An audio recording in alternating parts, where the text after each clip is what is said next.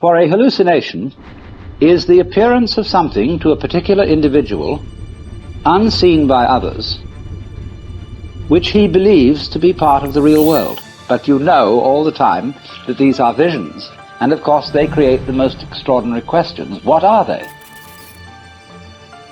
This is a question which nobody knows how to answer. What one tends to do under the influence of a psychedelic chemical is to become aware of being aware.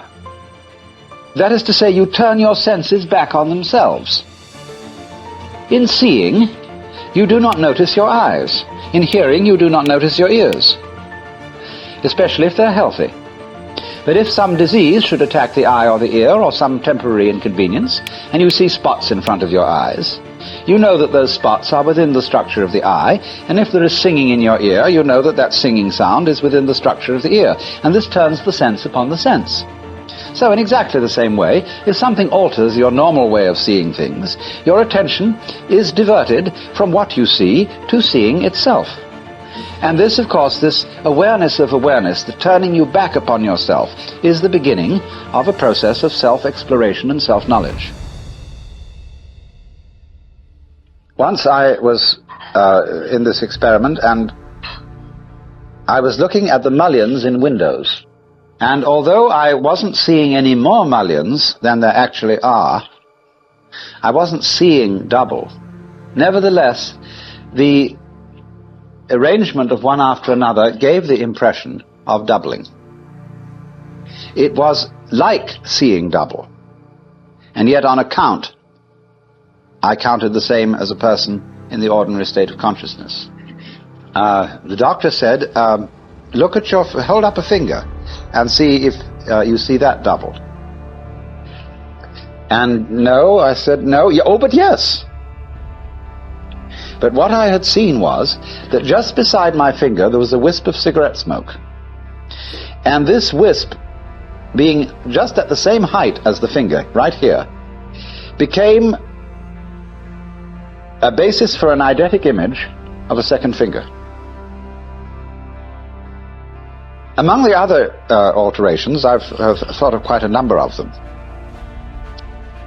I mentioned already the motion alteration, where the world seems to breathe, where walls seem as if they were made of cloth with an electric fan behind so that they wave, where the pile in a carpet, you look closely into it, every little bunch of threads constituting pile can start to wiggle. And all these senses, as you begin to realize with psychedelics, are really one sense, specialized in 5 different ways. That's why you, in certain cases, hear colors, see sounds, and so on. It all seems to go together. Well, of course, it would, because they're all specializations of our basic sensitivity. All senses are fundamentally a sort of touch. So one of the first inquiries that is always interesting in the psychedelic state is to discuss with yourself, what is the difference between this way of seeing things and the normal way? Everything's a little bit off, and yet it looks the same as it should look, but it's off. And what do we mean by that? We really don't know. But you see, it's like, as in the same way as when you put on colored glasses, everything becomes colored with the color of the glass. And soon, your consciousness will start to eliminate that effect. And it will begin after a while to look normal, as it does when you wear sunglasses. So in the same way, if you put on a glass for every sense that you have, and the name of that glass is funny, everything will look funny. What is the difference between normal awareness and funny awareness? Focuses you on the whole thing of awareness, on the whole process, which does not ordinarily happen. So your eyes can organize what they see into patterns which we would say in the ordinary way aren't there. And so you start, when you see that, asking questions. What is the right way to organize the way you see the world? the whole universe as a colossal energy play, going this way and that way, totally indestructible. And it's all you, and you didn't know it. But doesn't mean you're the only one. This thing proliferates in millions and millions of centers, but it's all one center. And it is, you can get the physical sensation of the thing being an enormous, as it were, sort of center of light, of joyous, whooping, glorious, loving, boom, like that.